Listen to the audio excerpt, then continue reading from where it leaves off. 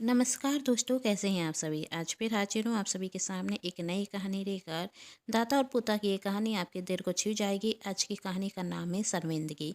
यदि आप सभी को मेरे द्वारा लिखी गई ये कहानी पसंद आए तो चैनल को सब्सक्राइब कर पास में जो बेल आइकन का बटन है उसे प्रेस जरूर कर दीजिएगा और वीडियो को लाइक जरूर कीजिएगा, जिससे मुझे मिलती रहे कहानियाँ लिखने के लिए प्रेरणा। और कहानी को अपने के साथ शेयर करना बिल्कुल ना भूलें। तो चलिए कहानी शुरू करते हैं। भैया मुझे कुछ पैसे दे दो, मुझे अपने घर जाना है। कहते हुए फतेह पुराने कपड़े में रेलवे स्टेशन पर एक बुजुर्ग व्यक्ति पैसे मांग रहा था। कई व्यक्ति दया कर 10-5 रुपए उसे दे देते और कई व्यक्ति धक्का देकर उसे भगा देते। और जब इस बार भी रघुवीर जी ने पैसे मांगे तो एक नौजवान युवा उसे धक्का देखता। रघुवीर जी गिरने वाले थे कि तभी मेंग नाम का लड़का उन्हें संभाल लेता और धक्का मारने वाले व्यक्ति से कहता, तुम में इंसानियत नाम की चीज नहीं है। इतने बड़े बुजुर्ग व्यक्ति को धक्का देते हुए शर्म नहीं आती तुम्हें? इतना तरस आता है तो अपने साथ घर ले जाओ। कहते हुए वही लड़का चला जाता और मेघ जब एक नज़र उस बुजुर्ग व्यक्ति को देखता तो हैरान रह जाता और उसके मुंह से निकलता, दादाजी आप यहाँ इस हालत में कैसे? तब रघुवीर जी हाथ जोड़ते हुए कहते, बेटा अपने माँ पापा से कह दो कि मुझे घर से ना निकालें। मुझे वृद्धाश्रम में नहीं, अपने घर पर रहना है। उस घर में तेरी दादी की बहुत सी यादें हैं। तेरे और तेरे पापा के बचपन के बहुत से किस्से हैं। मैं उन यादों के साथ उस घर में रहना चाहता हूँ। और तेरी माँ से कहना मैं कभी भी उससे खाने के लिए नहीं कहूँगा।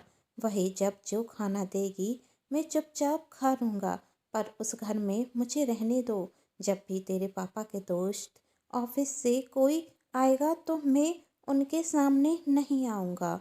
और तेरी माँ घर पर कितनी पायती करेंगी तो मैं खास खास कर उसकी पायती खराब नहीं करूँगा। पर मुझे घर पर रहने दो, मैं शांति से अपने कमरे में डरा रहूँगा। कहते हुए रघुवीर जी रोने लगते और रघुवीर जी की यह पीड़ा देख मैंग भी अपने आंसुओं को रोक नहीं पाता और उसे अपने माता पिता पर भी बहुत गुस्सा आ रहा था। महंग अपनी पढ़ाई पूरी कर विदेश से भारत यही सोचकर आया था कि घर जाकर सबको सरप्राइज दूंगा। इसलिए जब वह मुंबई एयरपोर्ट पर उतरा तो घर पर किसी को फ़ोन नहीं किया और सीधे रेलवे स्टेशन आ गया, जिससे वह अपने शहर जाकर सबको हैरान कर दें। पर रेलवे स्टेशन पर इस हालत में अपने दादाजी को देख वह खुद हैरान था। वह अपने दादाजी के आंसू पोंछता और उन्हें अपने साथ ट्रेन में बिठाता। और जब वह अपने दादाजी का हाथ पकड़ घर पहुंचता तो गुस्से में चिल्लाते हुए अंदर जाता, मॉम डैड कहाँ हैं आप? कहते हुए मैंग जब अंदर जाता तो देखता उसकी माँ उसके नाना जी को बहुत प्यार से खाना सर्व कर रहे हैं और सारा खाना नाना जी के पसंद का है। यह सब देख वह अपनी माँ के पास जाते हुए कहता, शर्म आनी चाहिए आपको। यहाँ अपने पिता को 56 भोग खिलाती हैं और वहाँ अपने ससुर को मरने के लिए छोड़ दिया। कैसी औरत हैं आप? यह सुन मैंग के पिता गुस्से में कहते, इस तरह अपनी मॉम से बात करते हुए तुम्हें शर्म आनी चाहिए। तब मैंग गुस्से में कहता, और आपको शर्म नहीं आनी चाहिए? अपने जीते जी अपने बूढ़े पिता को वृद्ध आश्रम भेजते हुए क्या आपको इस बात पर नाच है? यहाँ खुद भरपेट खाना खा रहे हैं और वहाँ दादाजी एक एक रुपए के लिए मोहताज हैं। देखिए जरा उन्हें, उनके ये गंदे फटे कपड़े देख आपको शर्म नहीं आती? अरे बेटा इसमें हमारी क्या गलती? ऋतु अपनी सफाई में कहती, हम तो इन्हें साफ सुथरे कपड़े पहनाकर वृद्धाश्रम छोड़ने गए थे। यही वहाँ से भाग कर ना जाने कहाँ चले गए थे।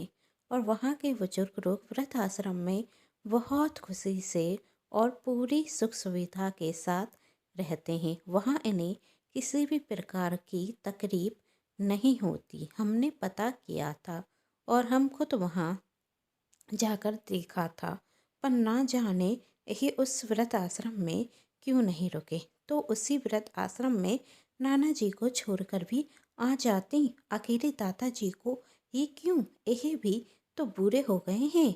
इतना सुन रितु गुस्से में अपने बेटे में थप्पड़ लगाती और कहती, यह कौन सा तरीका है अपने नाना जी से बात करने का? क्या यही संस्कार दिए हैं मैंने तुम्हें?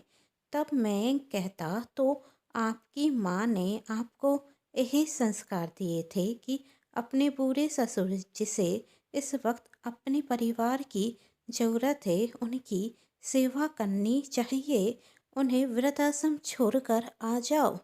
तब ऋतु कहती, पिछले 25 वर्ष से इनकी सेवा कर रही हूँ और इनकी सेवा कर कर के थक चुकी हूँ, और कितनी सेवा करूँ मैं इनकी, ऊपर वाला भी तो इससे बुराता नहीं। तब मैं कहता, कौन सी सेवा की है आपने दादाजी की?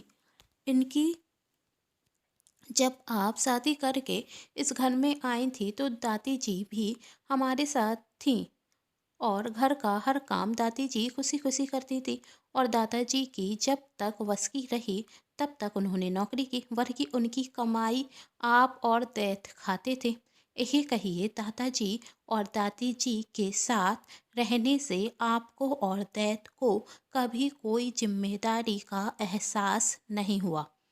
आपको तो पता भी नहीं चला मैं कब बड़ा हो गया, और जब मुझे विदेश जाकर पढ़ना था तो दैत के पास तो इतने पैसे भी नहीं थे कि वह मुझे पढ़ाई के लिए विदेश भेज सकें।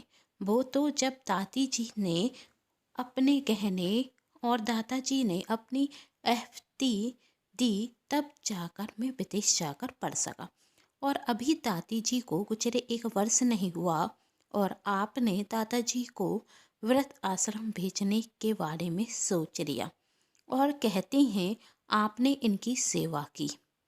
सच यह नहीं है मॉम, सच यह है कि आपको और दैत को इनकी ज़रूरत थी तो आप दोनों उनके साथ रहे। कहते कहते मैंग की आंखों में आंसू थे और अपने दैत से कहता, जब मैंने नाना जी को वृद्ध आश्रम भेजने की बात की तो मॉम ने मुझे थप्पड़ मारा और आप अपने जन्मदाता अपने पिता को वृद्ध आश्रम छोड़ने चले गए।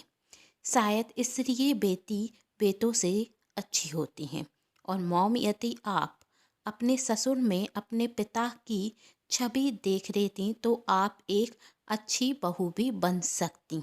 शायद इसलिए कहा जाता है बेटी अच्छी होती है और बहू बुरी, जबकि वह दोनों एक ही होते हैं।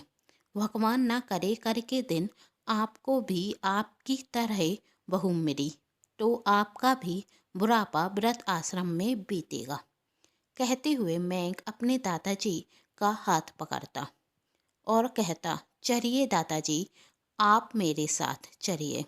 जब आप मेरे साथ रहेंगे तो वह सब पर आप जी लेंगे जो आप इस घर में जीना चाहते हैं, और जो माँ बाप अपने माता पिता को अपने पास नहीं रख सकते उन्हें भी अपने बेटे के पास रहने का कोई अधिकार नहीं। कहते हुए मयंक वहाँ से जाने लगता।